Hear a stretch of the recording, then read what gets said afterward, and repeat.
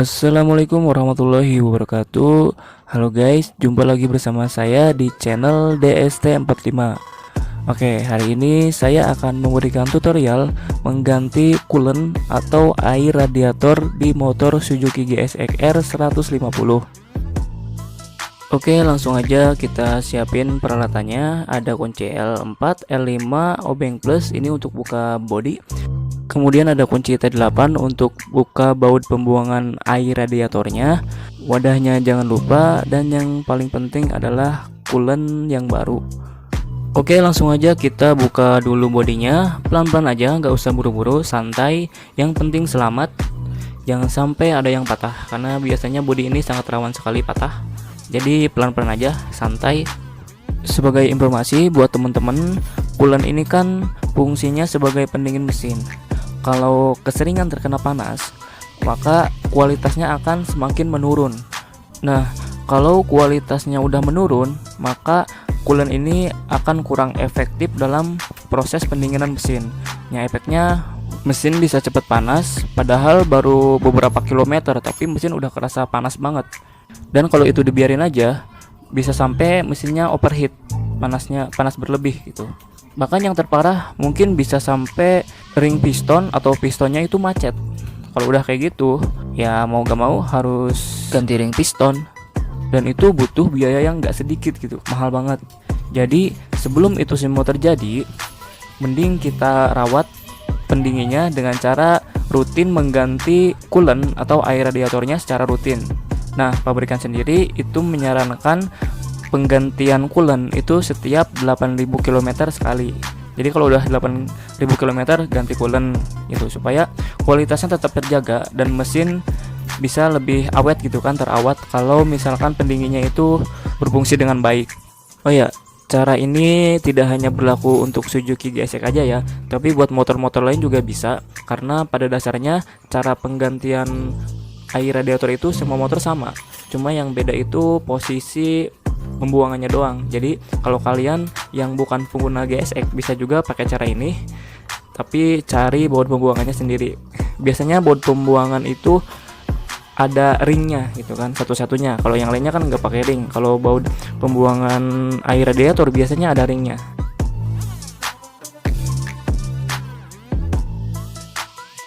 Oke, langkah pertama kita buka dulu baut pembuangan air radiatornya. Posisinya ada di sebelah kanan bawah mesin dengan menggunakan kunci T8. Bautnya biasanya yang ada ringnya.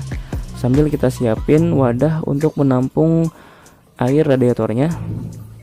Bukanya pelan-pelan aja, dan jangan khawatir air radiatornya keluar gitu kan, karena selagi tutup radiatornya belum dibuka itu nggak akan keluar sampai banyak gitu.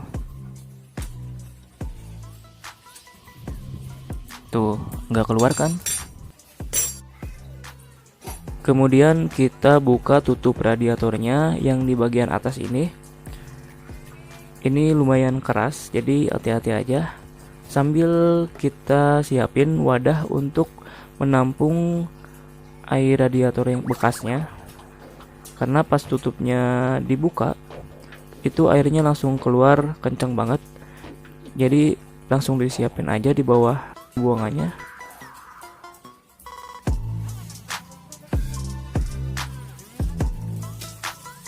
Tuh, kalian bisa lihat sendiri kan, pas tutupnya dibuka langsung keluar kenceng banget.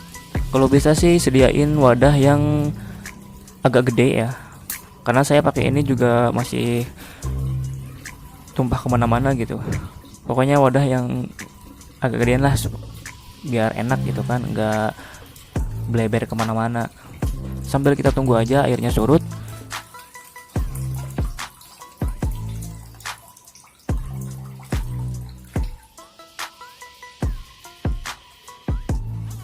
Nah, kalau udah agak surut, kita miringin dulu motornya supaya semua air radiatornya keluar.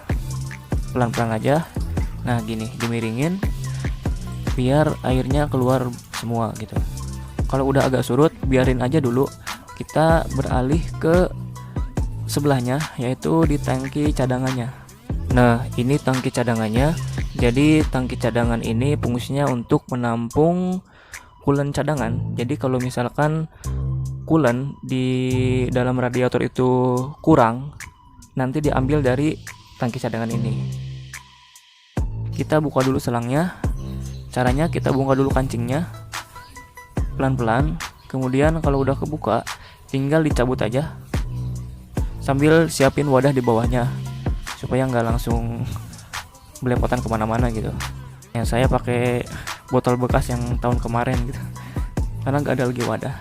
Kalau bisa kalian kasih wadah yang lebih gede lah. Sambil dibuka tutupnya, caranya tinggal ditarik aja, gampang.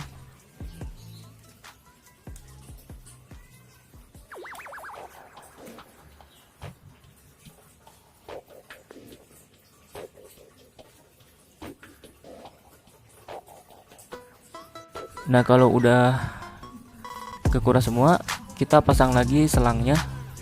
Jangan lupa kancingnya juga dipasang supaya nggak copot. Kalian boleh isi dulu sedikit, nanti sisa dari radiatornya bisa dimasukkan ke tangki cadangan. Nah, kalau udah surut, tinggal pasang kembali bautnya. Usahakan kalau masang baut itu pakai tangan dulu ya, jangan langsung pakai kunci supaya nggak miring gitu. Kalau udah kerasa agak keras, baru pakai kunci. Kalau masih gampang, pakai tangan aja dulu.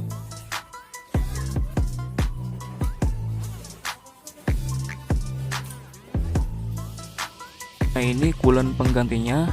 Saya pakai yang original Suzuki-nya. Ini udah ada campurannya 50/50, jadi nggak usah lagi dicampur air, tinggal pasang aja. Kalau coolant murni kan masih belum ada campurannya dan harus dicampur air. Kalau ini udah dicampur, jadi kita tinggal pasang aja. Nah, cara ngebukanya gampang banget, tinggal kita tarik apa ya, pelatuk atau apa ini tinggal tarik aja yang bulat ini sesuai tanda panah, buka gampang kan. Nah, ini gampang banget ngebukanya. Kemudian kita masukin coolantnya ke radiator pelan-pelan aja. Kalau misalkan bisa pakai corong, tapi kalau saya sih lebih gampang langsung kayak gini karena ini ruangnya sempit banget. Isi sampai penuh. Kalau udah penuh, kita nyalakan dulu mesinnya, kita panasin sambil kita perhatikan coolant di dalam radiatornya. Kalau misalkan kurang, kita tambahin lagi sedikit-sedikit sampai penuh. Sambil kita perhatikan coolantnya.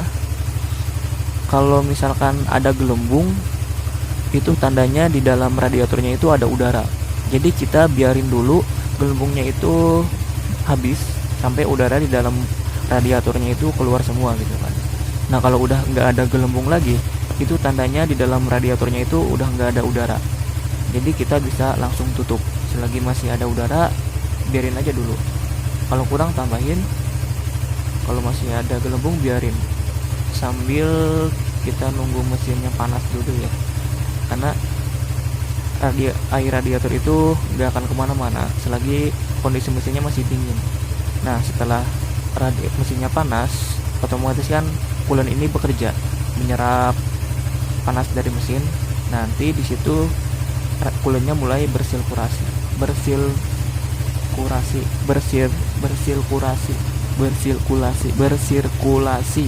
Susah amat ngomongnya. Oh ya, jangan sekali-kali kalian ngebuka tutup radiatornya saat mesinnya hidup, karena itu bisa nyembur guys. Ya, kecuali kalau emang sebelum mesin dinyalakan tutupnya udah dibuka, itu nggak apa-apa. Tapi kalau posisi mesinnya hidup kemudian tutupnya dibuka, itu bisa nyembur. Dan kalau panas itu bahaya banget.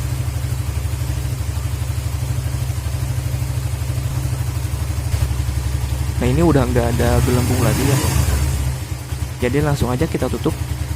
Jangan lupa matiin dulu mesinnya. Ini tutup radiatornya.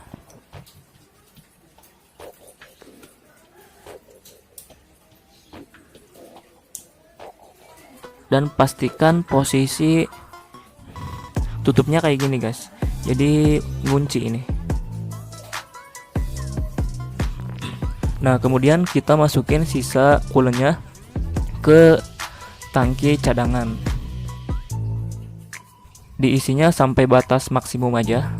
Ini ada batasnya guys, batas minimum dan batas maksimum. Jadi kita isi di tengah-tengah aja, di tengah-tengah aja, nggak boleh ngelebihin batas maksimal, nggak boleh kurang dari batas minimum. Jadi pas tengah-tengah aja.